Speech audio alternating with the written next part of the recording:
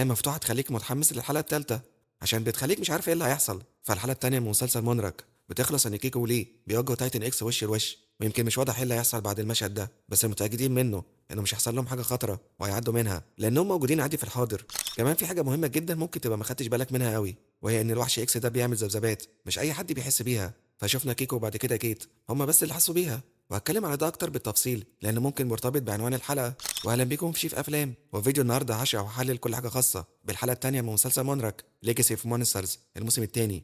ويمكن مفيش جودزيلا لسه، لكن هنا عرفنا شويه معلومات عن تايتن اكس والكائنات الصغيره اللي معاه في كل مكان.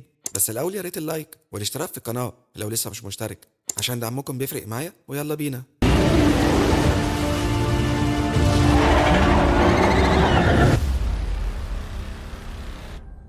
اسم الحلقة التانية ريزونانس، وده بمعنى صدى أو رنين اللي غالبا بيحصل من الذبذبات. زي ما شفنا الكائن البحري الصغير عمل ذبذبات كبيرة خلت تايتن اكس بنفسه يقف ومش يكمل طريقه ويلف عشانه. ففي اللحظة دي حسيت إن الوحش ده مش فيلن أو شرير، لأنه مسابش كائن صغير استنجد بيه ورجع عشانه. فحس وحش عاطفي بيقدر يتواصل ويفهم، وأكيد ذكي جدا. حتى الكائنات الصغيرة بتاعته واضح إنها ذكية. فلما شفنا واحد منهم داخل سفينة مونرك كان ذكي جدا، وكان عارف ازاي يستخبى وامتى يهجم، فده يدل على الذكاء. وحتى في الاخر لما اتزنق بعت اشاره استغاثه خلت تايتن اكس يجيله. ومنتظر في الحلقات الجايه نفهم اكتر عن العلاقه بينهم. بس من دلوقتي بقول لكم الوحش ده مختلف، مش حكايه فيلن او شرير تقليدي عادي، لا ده هيكون مختلف، والدليل حوار الذبذبات ده. فاحنا شفنا كيكو لما كانت معليه في الكهف حست ان في ذبذبات ارضيه، وتقول لشو لو حاسس بحاجه وهو يقول لها لا. وحتى سالته تاني وهو كان مصمم ان مفيش حاجه. بعدين في الاخر لما كانت خرجت من تحت الارض وبقت تجري على البحر، هي من قبلها كانت بتسمع الذبذبات وشو يقول لها مش حاسس بحاجه، لحد ما كانت طلعت من تحت الارض وليه قال لها طبعا حاسس دلوقتي. فحوار الرنين او الذبذبات ده مش صدفه، دي طريقه التواصل بين الوحش اكس والكائنات البحريه، والظاهر كيكو وكيت بيحسوا بيها. There's a vibration.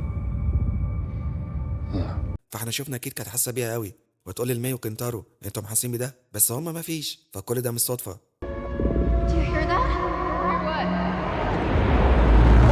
وكنا في اعلانات المسلسل شفنا مشهد لكيت وهي واقفه قدام تايتن اكس، ويعتبر عادي مش باين انها خايفه ولا بتهرب.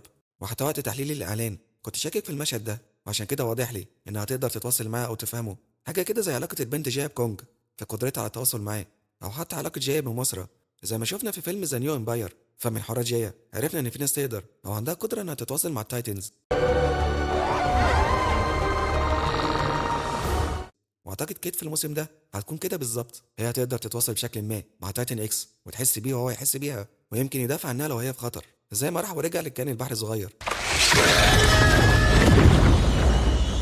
كمان متوقع اللي اسمها لوسيا بتقدر هي كمان تتواصل معاه او تفهمه، لان في الطقوس اللي كانت تتعمل في القريه شفنا واحد يعمل على راسها علامه العين بتاعت الوحش بالدم.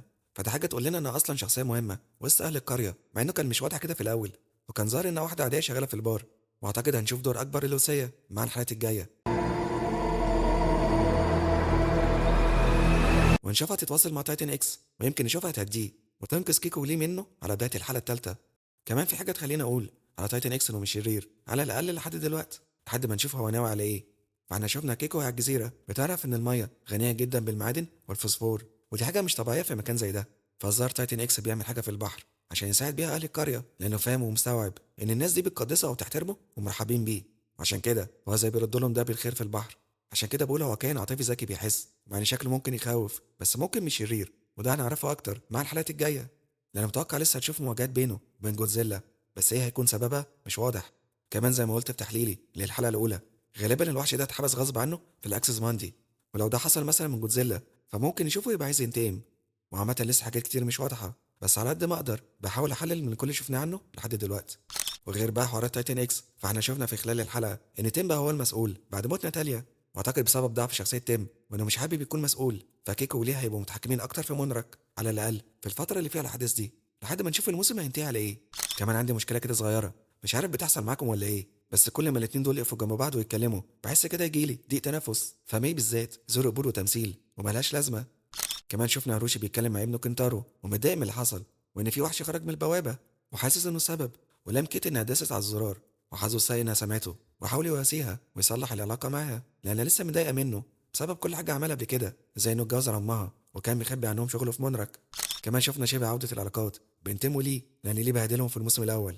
وكيكو كانت مستغربه اللي تسمعه عن اللي عمله ليه، ولما سالته قال لها اصل كل حاجه في مونرك اتغيرت من وقت ما اختفيتي. ومتوقع نشوف ليه صرح كيكو انه كان يحبها، لان جاله فرص كتير يتكلم زمان بس ما كانش عارف.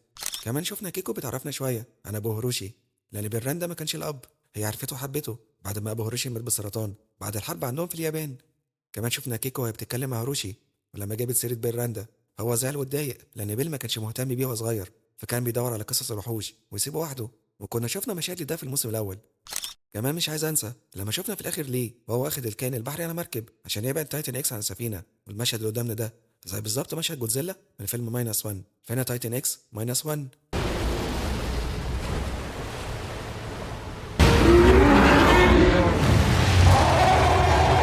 والحلقه التانيه زي ما شفنا انتهت بنهايه مفتوحه، بس اتحمسنا اكتر للحلقه الجايه.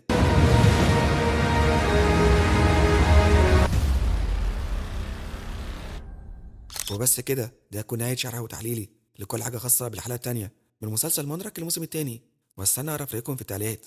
وفي الاخر يا ريت محدش ينسى اللايك والاشتراك في القناه لو لسه مش مشترك، وتفعلوا جرس التنبيهات وفولو صفحاتي في افلام على تيك توك وانستجرام عشان يوصل لكم كل جديد. سلام.